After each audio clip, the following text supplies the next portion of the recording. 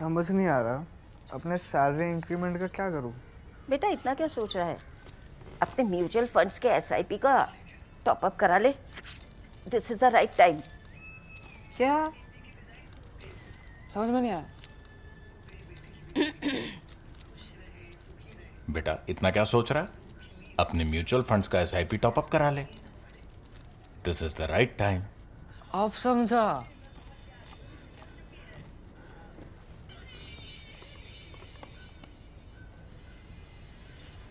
Mutual fund investments are subject to market risks. Read all scheme related documents carefully.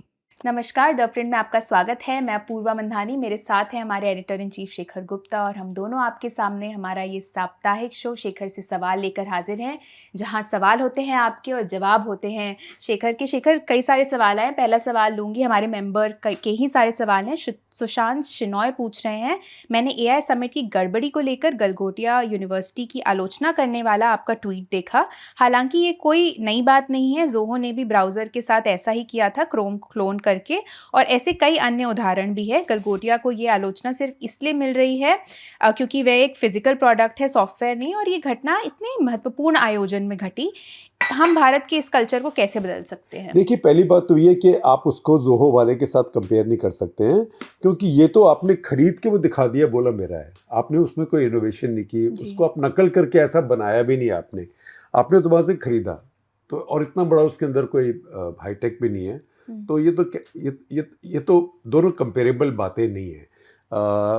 दूसरी बात ये कि universities, मैं तो private education, private health care सबका सपोर्टर हूँ, क्योंकि सरकार कभी इतने स्केल पे काम नहीं कर सकती। अब भारत को छोड़ दीजिए, कहीं भी नहीं कर सकती है। ब्रिटेन के अंदर जहाँ NHS है, नेशनल हेल्थ सर्विस, वहाँ चलता है, लेकिन वहाँ भी उसकी बहुत प्रॉब्लम्स हैं। वहाँ पे अगर कोई बहुत ही मुसीबत हो जाए, किसी को ट्रक टक्कर मार जाए या किसी को दिल का दौरा पड़ जाए, तब तो एकदम ज़बरदस्त ठीक ठाक ट्रीटमेंट है जी। लेकिन आमतौर पे कोई बीमार हो जाए तो मालूम नहीं कब तक इंतज़ार करना पड़ता है। एक बार मैं लंदन 6 महीने रहा 1993-94 में, तो मेरे कान में बहुत दर्द हुआ, ये दाएं वाले कान में, और समझ नहीं आ रहा था क्या हो रहा है। तो रात को मैं इमरजेंसी में चला गया, जो हॉस्पिटल था NHS का, जो भी हमारे एरिया का डॉक्टर हॉस्पिटल था, तो वहाँ पे मुझे बिठा दिया और मैं 11:30 बजे पहुँचा।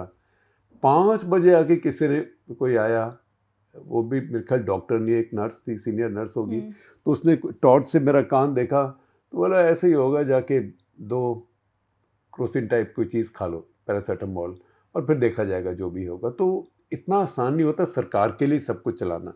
स्कैंडिनेवियन देशों में भी सरकार चलाती है, वो बहुत रिच देश हैं जी। कनाडा में चलाती है, रिच देश है, लेकिन वहाँ भी बहुत लंबी लंबी लाइनें होती हैं। एजुकेशन में भी इसी तरह से सरकार की भी होनी चाहिए, प्राइवेट भी होनी चाहिए। भारत में 2 समस्याएं हैं। एक तो समस्या ये है कि जो हमारी सरकार की यूनिवर्सिटीज़ हैं, कॉलेजेस हैं, वो पहले से बहुत डिटेरियोरेट हो गए हैं।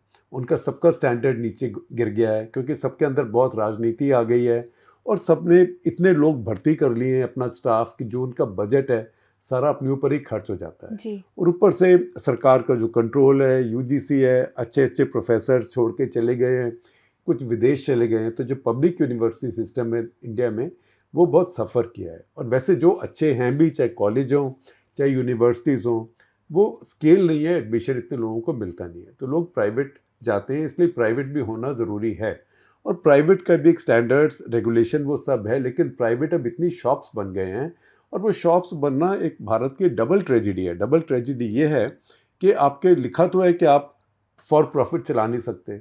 जब फॉर प्रॉफिट चला नहीं सकते, तो धर्म कर्म में तो कोई कर नहीं रहा है।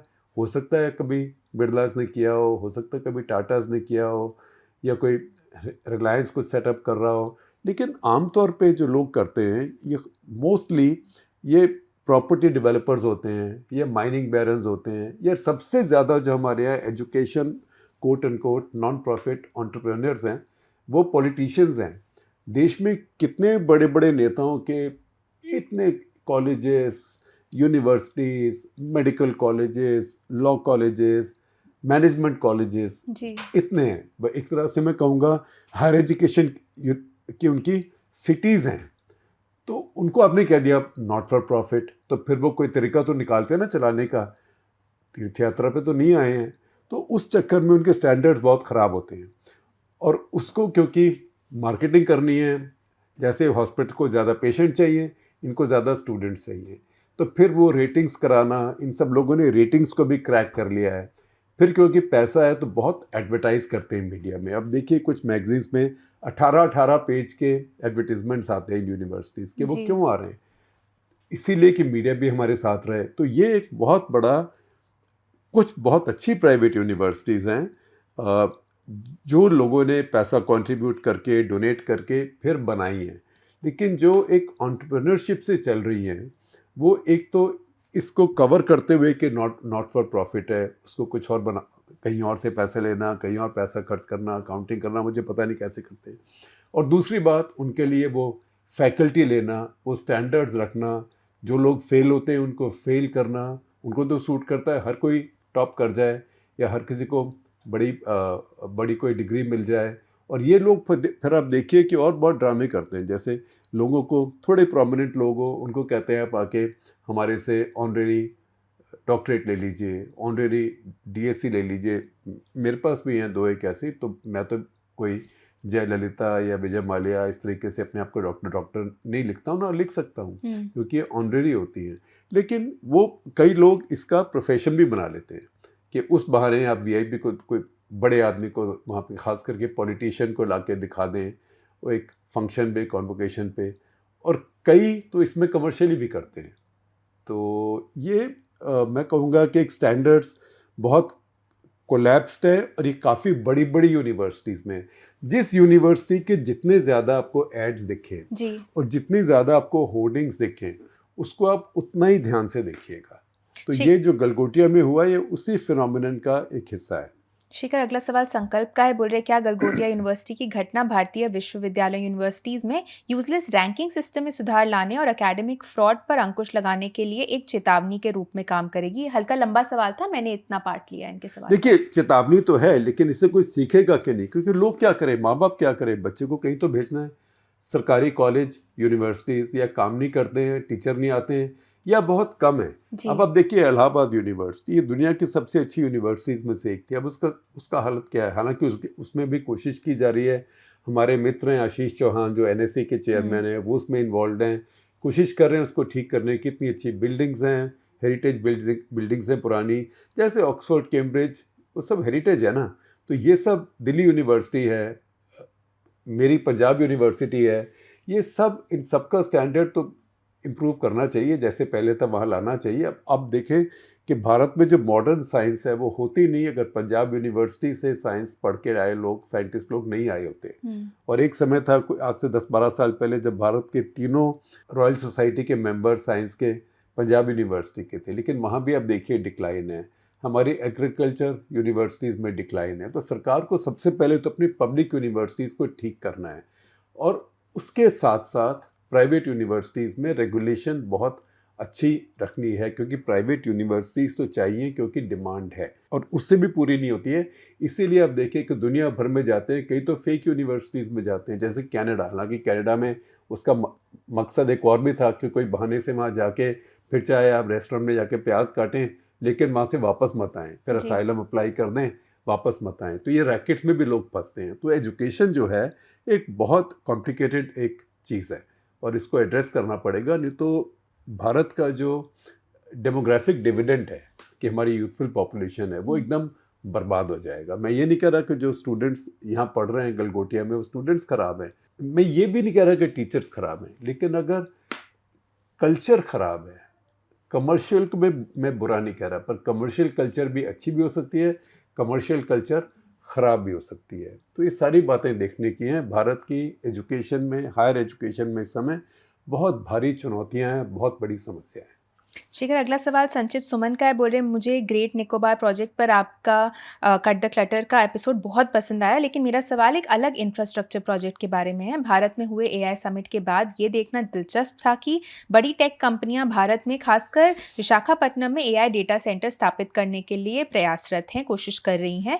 हमेशा की तरह पानी जैसे संसाधनों की खपत और इससे अपेक्षित संख्या में रोजगार न क्रिएट कर पाने को लेकर आलोचनाएं हो रही हैं। क्या ये आलोचनाएं जायज़ हैं और क्या आपको लगता है कि सरकार एआई का लाभ उठाने के लिए सही निर्णय या डिसीजंस ले रही है? देखिए, भारत में आप कुछ नया कुछ भी करें, आलोचना तो एकदम शुरू हो ही जाती है। जी। जैसे SEZ आ जाएंगे, सारी खेती की ज़मीन ख़त्म हो जाएगी, गांव खाली हो जाएंगे।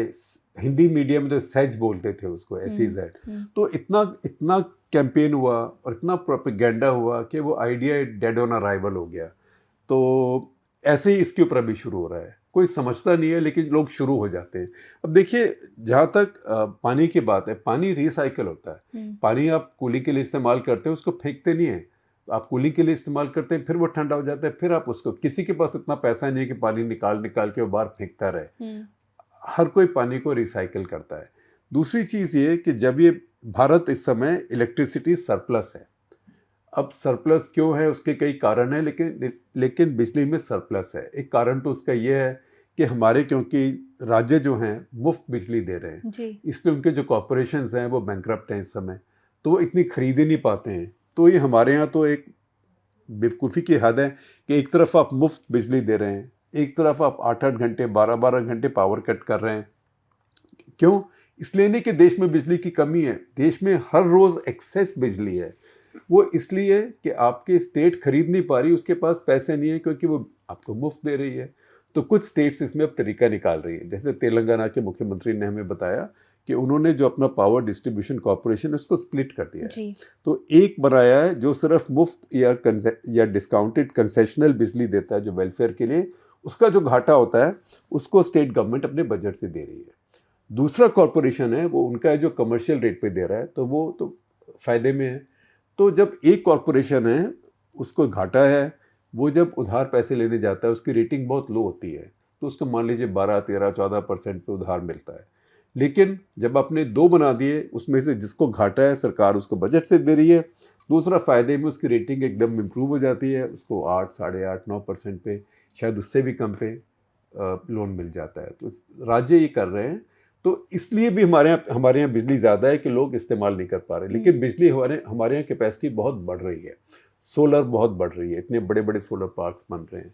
और अब जब तक ये डेटा सेंटर्स आएंगे, शांति बिल आने के बाद, शांति एक्ट आने के बाद, तब तक ये स्मॉल मॉड्यूलर रिएक्टर्स, तो मुझे लगता है कई डेटा सेंटर्स ऐसे होंगे जो अपने ही स्मॉल मॉड्यूलर रिएक्टर्स लगाएंगे। तो अगर 3 साल लगते हैं डेटा सेंटर बनने में, तो 3 साल ही लगते हैं स्मॉल मॉड्यूलर रिएक्टर, जो कि 100 मेगावाट से 200, 250 मेगावाट तक बिजली बनाता है। वो एक तरह से इन सिटू हो जाएंगे, एक चीज़ के साथ कमिटेड। तो उसमें मुझे कोई ऐसी समस्या नहीं है। इसके बहुत बेनिफिट्स और होते हैं। हर चीज़ की जॉब्स इतनी नहीं होती जितनी कि गारमेंट मैन्युफैक्चर में होती हैं, तो वो भी होना चाहिए। हमारे यहाँ बहुत बड़े बड़े गारमेंट पार्क बनने चाहिए। हमारी लेबर लॉज ऐसी थी कि हमारे यहाँ बड़ा गारमेंट पार्क बनाना ही असंभव था। अब लेबर लॉज भी रिफॉर्म हुई हैं, जैसे जैसे वो इम्प्लीमेंट होंगी। मैं देख रहा हूँ कि यूपी में इस समय योगी आदित्यनाथ की सरकार कर रही है, कुछ और राज्यों में हो रहा है, तमिलनाडु में हो रहा है। तो इन सब चीज़ों से नौकरियां भी होंगी, लेकिन भारत जैसे देश में नौकरियों की हमेशा कमी रहेगी। तो उसमें जितना हमारे पास निवेश आए वो हमारे लिए वेलकम है। ठीक है, ये नहीं होना चाहिए कि आके अपने देश का गार्बेज लाके आप यहाँ रख दें और बोलिए कि हम गार्बेज ला रहे हैं, आप इसको संभालिए, हमारे पास अपना ही गार्बेज बहुत है। तो वो वहाँ पे आपको लाइन खींचनी पड़ेगी, लेकिन हर चीज़ से डरने की ज़रूरत नहीं है। शेखर, अगला सवाल संकल्प का है। पूछ रहे हैं, असम कांग्रेस में क्या चल रहा है? भूपेन बोरा और गौरव गोगोई के बीच चल रहे तीखे टकराव को देखते हुए क्या आपको नहीं लगता कि उच्च कमान, हाई कमान वास्तविकता से पूरी तरह से आउट ऑफ सिंक है? राहुल गांधी की नाक के नीचे और उनके करीबी दोस्तों के बीच हो रही इस घटना से यही संदेश मिलता है कि कांग्रेस दिशाहीन या रडरलेस हो गई है। क्या आपको नहीं लगता कि ये निराशाजनक स्थिति राहुल गांधी के नेतृत्व पर सीधा सवालिया निशान लगाती है और कांग्रेस में गांधी परिवार की केंद्रीय भूमिका की लंबे समय से चल रही धारणा पर भी सवाल उठाती है? देखिए, कांग्रेस पार्टी के अंदर डिसिप्लिन भी खराब है और कांग्रेस पार्टी के अंदर गवर्नेंस भी खराब है। और सबसे बड़ी बात मैं पहले कह भी चुका हूं कि कांग्रेस पार्टी की HR पॉलिसी है ही नहीं। HR पॉलिसी में देखना होता है कौन कहां पे है। हर किसी को बढ़ना होता है ज़िंदगी में, कि उसके बाद वो कैसे बढ़ेगा, उसका रूट क्या होगा, वो कम्पीट करेगा, मेरिट दिखाएगा तो बढ़ेगा। कांग्रेस पार्टी में वो नहीं है। कांग्रेस पार्टी में काफ़ी लगता है कि ऊपर से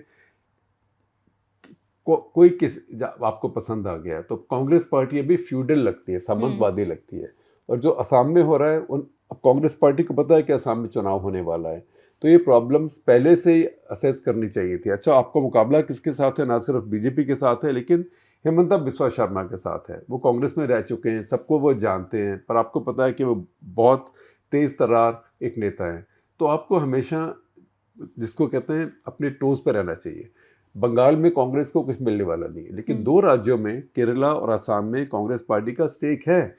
आप सोचिए, अगर कांग्रेस केरला जीत जाए, जिसके आसार हो भी सकते हैं क्योंकि दो टर्म हो गई हैं पिनाराई विजयन की, और साथ साथ अगर मान लीजिए असम जीत जाए, तो उससे कांग्रेस पार्टी की जो इमेज है और कांग्रेस पार्टी का हौसला है, वो सब बदल सकता है। इस समय कांग्रेस पार्टी के नेतृत्व को केरल और असम वहीं पे रहना चाहिए, और ये सारी बातें अगर हों तो इसको पहले से देख लेना चाहिए और इसको या कंट्रोल करना चाहिए या उसी समय डैमेज कंट्रोल। अभी तो कांग्रेस पार्टी कुछ ऐसे लगता है कई बार कि सिर्फ ट्विटर पे ही काम करती है, उससे आप बीजेपी से मुकाबला करना आसान नहीं है। शेखर, अगला सवाल साई कृष्णा का है। बोले, ठीक 5 साल पहले सीटीसी के एक एपिसोड में ओबामा द्वारा राहुल गांधी को अनइन्फॉर्म बताए जाने का जिक्र करते हुए आपने तर्क दिया था कि केरला और असम को छोड़कर आगामी राज्य चुनावों में कांग्रेस के लिमिटेड स्टेक्स होने के कारण उनके पास बड़े स्ट्रक्चरल चेंजेस करने का अवसर है, भले ही इसके लिए शॉर्ट टर्म अस्थिरता का सामना करना पड़े। 5 साल बाद भी उसकी स्थिति में कोई खास सुधार नहीं हुआ है। क्या आप बड़े बदलावों और गहन सुधारों का समय आ गया है, या पार्टी अभी भी 2024 के आम चुनावों को गलत सबक सीख ले रही है? और क्या राहुल गांधी आज भी उसी ग्रास हॉपर माइंड का प्रदर्शन करें जिसका आपने एक बार कभी वर्णन किया था? देखिए, मुझे नहीं लगता कि ये साल जो थे इसको कांग्रेस ने इस्तेमाल किया है अपने स्ट्रक्चर को बनाने के लिए। हालांकि कहीं कहीं मैं देखता हूँ उनके डिस्ट्रिक्ट प्रेसिडेंट्स वगैरह बने हैं, लेकिन कोई स्ट्रक्चर तरीके से नहीं है। अस्थिरता की अब बात करते हैं, आप छोड़िए, जहाँ सरकार अपनी आई और बहुत अच्छे बहुमत के साथ आई कर्नाटका में, वहाँ अपनी सरकार को ये अस्थिर किया हुआ है, और इतना अस्थिर किया हुआ है कि वो सरकार इस समय काफ़ी एरियाज में नॉन फंक्शनल हो गई है। उसने वायदे इतने कर दिए थे मुफ्त बांटने के कि उसके पास पैसे नहीं है, उसके पास रेवेन्यू रेज करने के लिए एनर्जी नहीं है। पहले ही 2 क्लेमेंट थे, एक चीफ मिनिस्टर हैं, दूसरों ने कहा मुझे बोला था 2.5 साल के बाद मैं मिलूंगा, वो घूम रहे हैं बेचारे इधर से उधर, डीके शिव कुमार, उनको नहीं मिल रहा है।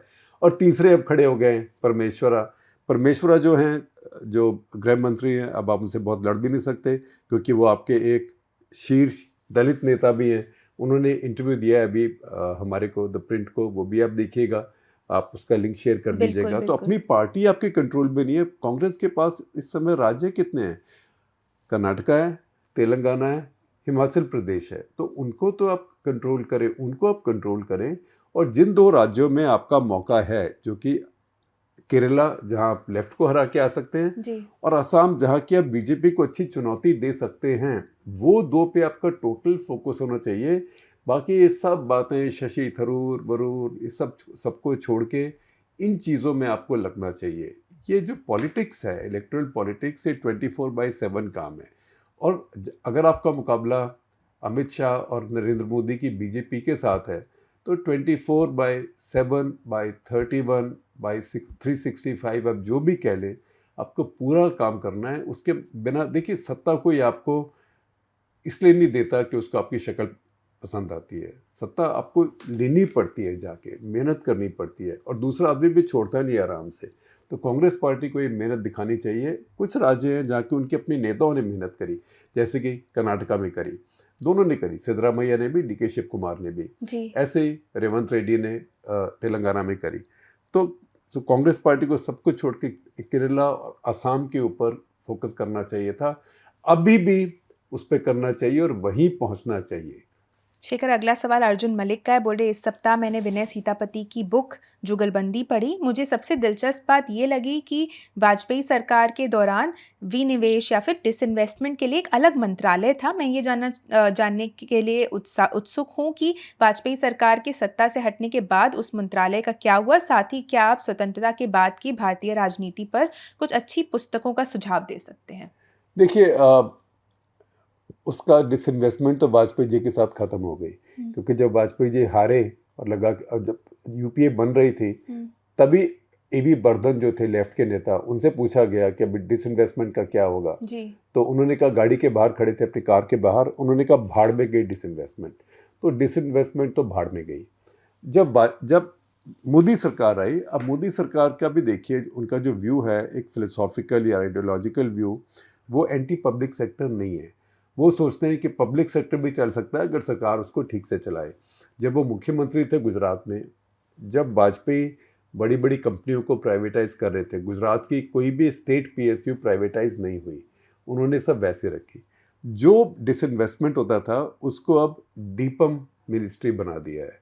वो पब्लिक एंटरप्राइजेज में फंड्स रेज करना वगैरह वगैरह, तब से अब तक एक ही कंपनी को उन्होंने प्राइवेटाइज किया है, वो एयर इंडिया है। जी। उसके अलावा किसी को नहीं किया है। बल्कि अभी जो स्पीच दी थी राज्यसभा में, उसमें उन्होंने बड़े फख्र के साथ कहा कि मेरे सारे जो पीएससीज हैं, पब्लिक सेक्टर एंटरप्राइजेज हैं, वो अब कितना अच्छा काम कर रहे हैं। बहुत नए पीएससी बनाए भी गए हैं। तो मुझे लगता नहीं कि डिसइन्वेस्टमेंट में अभी किसी का बहुत इंटरेस्ट है, उसमें दिलचस्पी नहीं है। सभी लोग सोचते हैं कि सरकार है, मंत्रालय भी सोचते हैं कि मेरी मिनिस्ट्री में एक कंपनी है, 2 कंपनी है, मैं इसको चलाता हूँ। तो ये अभी बदलने वाला नहीं है। सिर्फ ये अच्छी बात है कि बहुत प्राइवेट सेक्टर इन सब एरियाज़ में बढ़ रहा है। तो जो एक मोनोपोली थी पब्लिक सेक्टर की कुछ एरियाज़ में, वो इस सरकार ने भी तोड़ दी है। उसमें सबसे अच्छा उदाहरण और सबसे बड़ा उदाहरण रक्षा का है, डिफेंस का है। तो डिफेंस में डिफेंस पीएसयू उसकी मोनोपोली थी, उसको तोड़ के अब प्राइवेट सेक्टर को आने दिया जा रहा है। ना सिर्फ आने दिया जा रहा है बल्कि उसको प्रोत्साहित किया जा रहा है, जो बहुत अच्छी बात है। शेखर, अगला सवाल, इनका यूजर नेम डेव इनविक्टस या मस्त भालू है। ये पूछ रहे हैं, प्रदूषण एक बेहद गंभीर समस्या है, लेकिन इसका समाधान तो रुका ही है, साथ ही इस दिशा में कोई ठोस कदम भी नजर नहीं आ रहा है। मेरा मानना है कि इस एक समस्या को हल करने से कोई भी सरकार वर्षों तक बल्कि दशकों तक लोकप्रिय बनी रहेगी। आपके विचार में दिल्ली और केंद्र दोनों सरकारों ने इस मामले में कोई राजनीतिक इच्छा शक्ति क्यों नहीं दिखाई, या अगर कोशिश भी की तो वो कारगर क्यों नहीं हुई? देखिए, बड़ी सीधी बात है। नेता आता है जब सत्ता में, तो वो ऐसे काम करता है जो उसी 5 साल में हो जाएं, ताकि उससे उसका फल उसको अगले चुनाव में मिल जाए। प्रदूषण की जो समस्या है, इसका लॉन्ग टर्म सोल्यूशन है। 10 साल 15 साल लगेंगे, हर साल बेहतर होता रहेगा। अगर आप ठीक से काम करें, बेहतर हो सकता है। लेकिन किसी के अंदर इतनी पेशेंस नहीं है कि मैं करूँगा 10% 20% बेटर हो जाएगा, फिर अगला करेगा, फिर अगला, ऐसे नहीं है। हर कोई सोचता है कि अभी जितना मैं कर सकता हूँ वो कर लूँ, जिससे मुझे अभी वोट का बेनिफिट मिल जाए। जैसे कहते हैं कि इसी जन्म में सब कुछ चाहिए, अगले जन्म के लिए कुछ नहीं छोड़ना है। तो जो पोल्यूशन है वो एक लॉन्ग टर्म समस्या समझा जाता है, इसीलिए कोई फोकस करके उसमें काम नहीं कर रहा। हालांकि मैं, आपकी बात ठीक है, मैं भी सोचता हूँ कि अगर कोई बहुत मिलके काम करे और एक साल में 20-25% इम्प्रूवमेंट तो हो सकती है, और 2-2.5 साल में अगर और हो। अब देखिए, शीला दीक्षित जब दिल्ली में मुख्यमंत्री थी, तो उस समय उन्होंने सीएनजी लाई, मेट्रो को फटाफट बनाया, तो दिल्ली की एयर क्वालिटी इम्प्रूव हुई थी, और उससे वो 3 बार चुनी गई। तो ये नहीं कि वोटर ये बात देखता नहीं है। आपकी बात ठीक है। अगर आप, मुझे उम्मीद है कि कुछ नेता आपकी बात सुन रहे होंगे और इस पर फोकस करेंगे, क्योंकि इसी हवा से तो उनको भी सांस लेना पड़ता है। जी। शेखर, अगला सवाल राधिका घोष का है। पूछ रही हैं कि कट द क्लटर के एपिसोड 1795 में शेखर सर ने द मर्डर ऑफ हिस्ट्री नामक बुक का जिक्र किया था और कहा था कि जिहाद और राष्ट्रवाद का ये एक नया रूप पाकिस्तान के फाउंडर्स की ओरिजिनल विजन के अनुरूप नहीं था। अगर धर्म का उद्देश्य राज्य को इस तरह परिभाषित करना नहीं था, तो विभाजन का मूल आधार क्या था? माफ कीजिएगा। देखिए, मूल आधार जो जिन्ना ने किया वो ये था कि मुसलमान और हिंदू अलग अलग देश हैं, और मुसलमान और हिंदू एक देश में नहीं रह सकते। और अगर वो हिंदू मेजॉरिटी के साथ रहेंगे तो मुसलमान फर्स्ट क्लास सिटीजन नहीं होगा, इसलिए मुसलमान को अपना देश चाहिए। लेकिन जब जिन्ना ने देश बनाया था, उसने उसको इस्लामिक देश नहीं बोला था। आप देखें, उन्होंने जो पाकिस्तान का झंडा बनाया था, उसमें एक, वो झंडा देखेंगे अगर आप, तो उसमें एक तरफ एक सफ़ेद पट्टी है। तो सफ़ेद पट्टी उन्होंने कहा माइनॉरिटीज़ को रिप्रेजेंट करेगी। लेकिन 1 साल के अंदर अंदर पाकिस्तान की लाइन बदल गई, और फिर जिन्ना तो चले गए, और फिर बाकी नेता आए, फिर मार्शल लॉ आई। तो उसके अंदर चलते चलते चलते चलते जो इस्लामाइजेशन है वो बढ़ता गया। जैसे देश में क्राइसिस बढ़ा, या जैसे देश ने लड़ाई करी भारत से, सेटबैक हुआ, हारा, तो फिर और इस्लामाइज किया और कुछ नेता आते गए जो इस्लाम के नाम से उसको बढ़ाते गए। सच्चाई है कि पाकिस्तान में जो रिलीजियस पार्टीज़ हैं, इस्लामिक पार्टीज़ हैं, उनको वोट नहीं मिलते हैं। ये जो बांग्लादेश में अभी 30-32% जमात इस्लामी को मिल गए, ये बहुत बड़ा अपवाद है, एक्सेप्शन है हमारे सब कॉन्टिनेंट में। पाकिस्तान में जमात इस्लामी को करीब 6-7% से ऊपर वोट नहीं मिले, हालांकि वो बिल्कुल सरकार के साथ और आर्मी के साथ और ISI के साथ मिलकर काम करते हैं। उनके पहले चीफ अमीर थे, जैसे बोलते हैं, उनके हेड को काजी हुसैन अहमद, उनको मैं बहुत अच्छा जानता था। मैं जाता था, मिलता था, मुझे खाना वाना भी खिलाते थे, लंबी लंबी बातें करते थे, लेकिन उनको कभी 6-7% से ऊपर वोट नहीं मिला। लेकिन जो इस्टेब्लिशमेंट है उसको जब ज़रूरत पड़ती है तब वो धर्म को यूज़ करती है। उसमें जो अब नेता जो आया वहाँ पे आसिम मुनीर, ये एक इस्लामिस्ट जनरल है, क्योंकि ये बहुत फंडामेंटलिस्ट है और वो ये सोचता है, कुछ लोग होते हैं कि जी ये लिखा हुआ है तो ऐसे ही होगा। तो अगर आप फंडामेंटलिस्ट हो तो आप सोचते हैं मेरी किताब में लिखा है या मेरी हिस्ट्री में लिखा है या मेरे किसी बड़े इंसान ने, पूर्वज ने कहा है कि ऐसा होगा, तो ये तो होने वाला ही है। इनको मैं डेस्टिनी वाला कहता हूँ। तो आसिम मुनीर डेस्टिनी वाले हैं। हो सकता है कि ज़िया भी ऐसे हों, लेकिन वो समय नहीं था उनका। और मुझे लगा कि ज़िया थोड़े पढ़े लिखे थे, और वो सिर्फ इसलिए नहीं कि सेंट स्टीवंस कॉलेज गए थे, मेरा तो वो कॉलेज नहीं है। वो जनरेशन एक अलग तरह की थी। मुनीर जो हैं, मुनीर तो हाफिज़ कुरान है, उनको पूरी कुरान याद है। वो हर स्पीच में अपनी 1-2-3 वहाँ से वर्सेस बोलते हैं, उसका मीनिंग अपने तरीके से समझाते हैं। और ये एक सिग्निफिकेंट चीज़ है पाकिस्तान में, एक फिनोमेनन है वहाँ पे, जिसको ज़िया भर्ती कहते हैं। ज़िया भर्ती वो अफसर हैं जिनकी भर्ती ज़िया के समय हुई, इसका मतलब है कि 1988 तक हुई, क्योंकि वो फिर वो मौलवी को उन्होंने हर रेजिमेंट में, हर बटालियन में लाना शुरू कर दिया और वहाँ पे रिलीजियस टीचिंग शुरू कर दी। तो उससे जो बढ़ के आए हैं ज़िया भर्ती, वो इस समय पाकिस्तान में आर्मी चीफ और कोर कमांडर्स हैं। तो बेसिक शुरू से इनकी रिलीजियस ट्रेनिंग हुई है। तो ये सारी कॉम्प्लेक्सिटीज़ हैं। और इसके बीच में बांग्लादेश में जमात के इतने वोट आना, और वो इसीलिए आए हैं क्योंकि यूनुस ने 2 काम किए। एक, उन्होंने अवामी लीग को बैन कर दिया, और दूसरा, उन्होंने जमात इस्लामी पर से लगा हुआ इतने साल का बैन हटा दिया। नहीं तो ये नहीं होता। इसके नतीजे आगे भुगतने पड़ेंगे बांग्लादेश को भी, और हो सकता है भारत को भी। शिखर, अगला सवाल एंडल का है। हमें लगातार वो क्वेश्चन बिल्कुल, भेजते हाँ, हैं। एंडल जी नमस्कार। हल्का लंबा सवाल है, इनका पहला भाग लूंगी सवाल का। बोल रहे मेरा प्रश्न ईरान से संबंधित घटनाक्रमों और भारत पर उनके प्रभाव के बारे में है। ईरान में नवीनतम अमेरिकी रेजीम रिलेटेड प्रोजेक्ट के संदर्भ में चाबहार पोर्ट के संबंध में हमारी वर्तमान और संभावित या फोर्सिएबल स्थिति के बारे में प्लीज गाइड करें। देखिए, ये एक ऑनगोइंग सिचुएशन है, जिसको अमेरिकन पुलिस बोलती है ना, it's an ongoing situation. Iran की बातें भी होती रहती हैं अमेरिका से, साथ में ये भी होता है कि अमेरिका अटैक कर देगा। तो मैं कहूँगा कि एक स्क्वीज प्ले हो रहा है। डोनाल्ड ट्रंप भी वहाँ इतनी नेवी, इतनी एयरफोर्स ले आए हैं ये दिखाने के लिए कि मैं तैयार हूँ, ताकि ईरान के ऊपर प्रेशर बढ़ाया जा सके। लेकिन साथ साथ बातचीत भी हो रही है। तो इसका हम ऑप्टिमिस्टिक व्यू भी ले सकते हैं। ठीक है, चलेगा, 1, 1.5, 2, 3 महीने में ये सेटल होगा जी, क्योंकि ईरान का इतना ऑयल है, उसको अगर बाहर रखें मार्केट से, रशिया के ऑयल को भी बाहर रखते हैं, कोई वेनेजुएला से इतना ऑयल निकलने वाला नहीं है। बहुत समय लगेगा उसमें, क्योंकि वो इतने पुराने समय से उनके जो ऑयल वेल्स हैं वो रन डाउन है। बहुत बड़ी इन्वेस्टमेंट चाहिए, बहुत समय लगेगा। तो इतना तेल अगर मार्केट से निकल जाएगा, ग्लोबल मार्केट से, तो तेल के दाम बढ़ जाएंगे। ट्रंप तो नहीं चाहते कि तेल के दाम बढ़े, ट्रंप तो चाहते हैं कि तेल के दाम और घटें। तो किसी समय ईरान के साथ कोई समझौता होगा।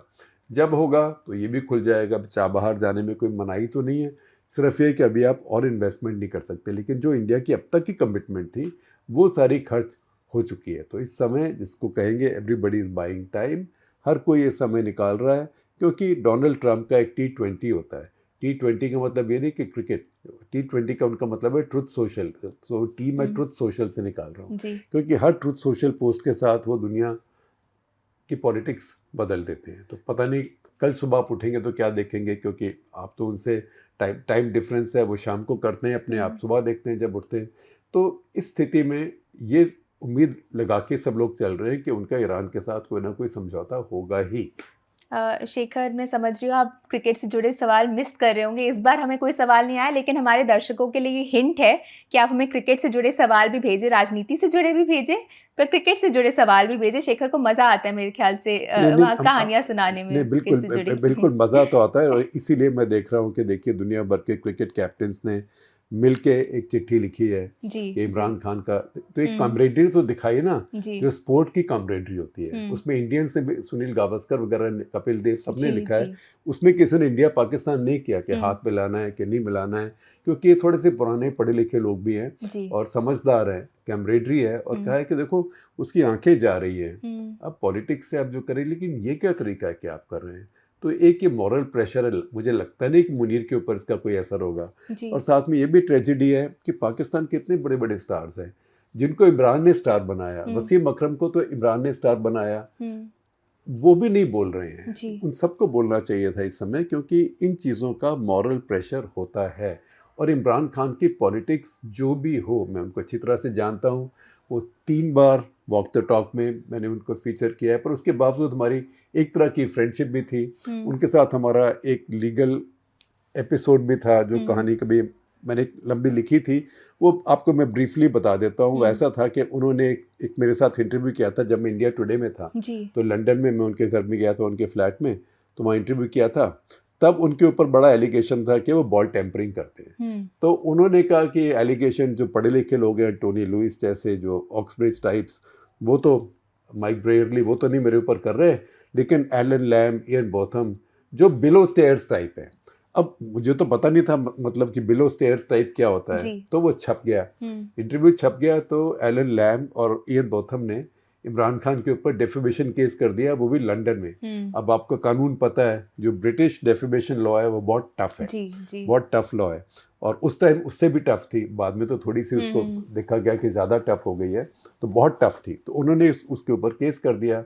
अच्छा, तब हमें पता लगा बिलो स्टेयर्स क्लास क्या होती है।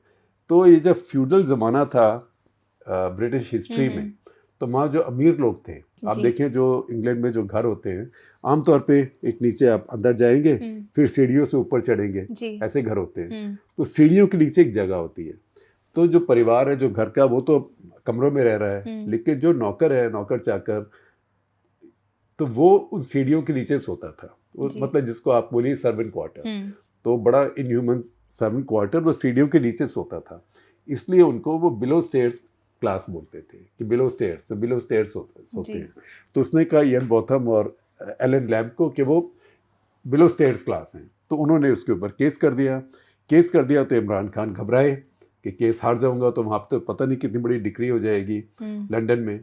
तो एक रात को मैं सड़क पे वॉक कर रहा था, तो ऊपर से मुझे बालकनी से मेरे एक बच्चे ने उस टाइम आवाज़ लगाई कि somebody is calling for you, और वो बोल रही है आई एम जमाइमा खान।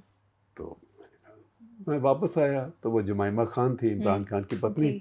तो उन्होंने कहा कि इमरान का ये केस है और इमरान बर्बाद हो जाएगा, केस हार गया तो आप क्या कोर्ट में जाके लंदन में, और हम आपको ले जाएंगे फर्स्ट क्लास फेयर, और हम आपको रिट्स, जो लंदन का फैंसी होटल है, वहाँ पे will put you up there, और वहाँ जाके आप कोर्ट में ये बोल दीजिए कि इमरान ने ये नहीं कहा था। तो मैंने कहा मैं जाके ये कैसे बोल दूँ कि मैंने इमरान को मिस कोट किया, और वो तो टेप पर है जी। तो फिर मैंने कहा इसका ध्यान कर रखने के लिए अगले दिन जाके मैं अरुणपुरी के पास गया, तब मैं इंडिया टुडे में काम करता था। मैंने कहा टेप है, तब छोटी टेप्स होती थी, ये टेप आपकी कस्टडी में आप रख लीजिए कल को, क्योंकि अगर इलीगल डॉक्यूमेंट बने। और दूसरा मैंने कहा कि वो उसने ऐसे ऐसे मुझे बुलाया था, तो ऑब्वियसली मैं नहीं जाने वाला। उसके 3 दिन के बाद, अब ये नाम मैं नहीं बताऊंगा उसके 3 दिन के बाद एक बहुत बड़े इंडियन क्रिकेटर का मुझे फ़ोन आया और कहा कि अरे you know this Imran in trouble. तो मैंने कहा हाँ। तो मैंने कहा शायद उसकी पैरवी कर रहे हैं। तो बोला you must go there, you will get a call from Ian Botham और Allan Lamb, so you must go there. मैं क्यों, मेरे को तभी इमरान का फ़ोन आया। कहता नहीं, आप उनकी तरफ से जाओ और जाके बोलो कि जो इमरान ने बोला था आपने एक्यूरेटली उसको छापा है, ताकि ये इमरान को सबक मिले और बर्बाद हो जाए। तो फिर मैं अरुणपुरी के पास गया, तो मैंने कहा ये इन दोनों के चक्कर में हम क्यों फंसे, हमारी स्टोरी करेक्ट है, we stand by what we have done, तो हमने फिर फैसला किया कि हम किसी के भी कहने से नहीं जाएंगे। जी। और फिर किसी ने ये भी कहा इतनी फीस ले लो, वहाँ तो ऐसे होता है ना डिफेमेशन केसेस में, आप 10,000 पाउंड ले लो, अच्छा हमको अगर 1 लाख पाउंड मिलेंगे तो 20% आप ले लो, ऐसी ऐसी भी बातें होती हैं। तो फिर हमने फैसला किया कि ये एक एडिटोरियल चीज़ है, हमारी स्टोरी बिल्कुल करेक्ट है, वो तो हमें पता ही है, जो टेप है वो हमने सेफ कस्टडी में रखी हुई है। अगर हमें कोर्ट समन करेगा तब हम जाएंगे, और जाएंगे तो सच बोलेंगे। कोर्ट समन नहीं करेगा तो किसी और के कहने से उसके बिहाफ पे नहीं जाएंगे जी। तो फिर हम नहीं गए, and as luck would have it in a way उसका फ़ायदा हो गया इमरान को, क्योंकि इमरान ने जो भी उसके वकीलों ने कहा होगा, अल्टीमेटली वो केस वो जीत गया।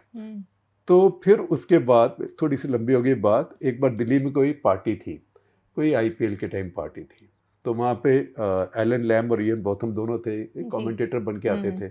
तो किसी ने कह दिया कि ये वही शेखर गुप्ता है, तो दोनों मेरे पास आए थे, you were here, you didn't come, you would have got so much money, you would have got 20% of it. तो ये कहानी हमारी एक इमरान खान के साथ ये भी चलती है। देखिए, आप अगर सवाल पूछें शेखर से इसके बारे में तो ऐसी कहानियां आपको, तो इसके बारे में मैंने कभी लिखा भी था, वो आर्टिकल आपके साथ शेयर कर देंगे, और एक दिन वो आर्टिकल का मैं वीडियो भी बना दूंगा, वो फर्स्ट पर्सन सेकंड ड्राफ्ट वाली सीरीज में। चलिए शेखर, आज का आखिरी सवाल लूंगी, सत्यप्रज्ञा दास का हल्का लंबा सवाल है, इस सवाल का भी पहला हिस्सा लूंगी। बोल रहे हैं ये बेहद निराशाजनक है कि भारत ने वेस्ट बैंक में इजराइल की कार्रवाइयों की निंदा नहीं की। ऐतिहासिक रूप में भारत हमेशा से इजरायली सेटलमेंट के खिलाफ रहा है और UN में भी इसके विरोध में वोट करता रहा है। इन सब बातों को ध्यान में रखते हुए क्या आपको लगता है कि 2 राज्य समाधान या 2 स्टेट सोल्यूशन अब भी संभव है? देखिए, पहली बात तो ये कि भारत 2 स्टेट सोल्यूशन में कमिटेड है, मोदी गवर्नमेंट भी बार बार वो कहती है। दूसरी बात ये कि भारत हिचकिचा रहा था कुछ समय तक, लेकिन अभी मेरे ख्याल 1 दिन पहले ही भारत ने ये कॉन्डेमनेशन ज्वाइन किया है इजराइल का 85 देशों के साथ में, तो भारत अभी वहाँ पर है। और मेरे ख्याल भारत और इजराइल में सफिशिएंट अंडरस्टैंडिंग है इस बात की कि भारत का अपना व्यू है, और ये कोई टोटल एक तरफ जाने की बात नहीं है। तो भारत ने अभी भी वो किया है, मेरे ख्याल परसों ही किया है, तो वो एक अच्छी बात है कि ये जो एक तरह से कॉलोनाइजेशन हो रहा है उस तरफ, वेस्ट बैंक की तरफ, उसके खिलाफ भारत अब बोला है। और ये इसके बावजूद है कि नरेंद्र मोदी अभी बहुत जल्दी इजराइल जाने वाले हैं। तो ये सारी चीज़ें साथ साथ चलती रहती है, पेचीदा मसले होते हैं, और भारत की जो पॉलिसी है उसमें कई मामलों में काफ़ी कंटिन्यूटी है, और ये वही एक कंटिन्यूटी का हिस्सा है। शो के समाप्त होने से पहले आप सभी को बता दूं कि जिन भी आर्टिकल्स का, वीडियोस का शेखर जिक्र करते हैं वो सभी इस वीडियो के डिस्क्रिप्शन में होते हैं, उन सभी के लिंक्स, और जो टाइम स्टैम्प्स हैं हर सवाल के साथ वो भी इस वीडियो के डिस्क्रिप्शन में होते हैं आपकी सहूलियत के लिए। और इसी बात पे हमारा आज का एपिसोड यहीं पे ख़त्म होता है। आशा करती हूँ आपको एपिसोड पसंद आया होगा। हमसे जुड़ने के लिए आप सभी का बहुत बहुत धन्यवाद। धन्यवाद आपका। और देखिए, रमज़ान का महीना शुरू हो गया है, तो जो आप में से ऑब्जर्व कर रहे हो, आप सबको रमज़ान मुबारक। ये एक पवित्र महीना है, सबकी कामनाएं पूरी हों, और आपको सबको हमारी द प्रिंट की तरफ से शुभकामनाएं।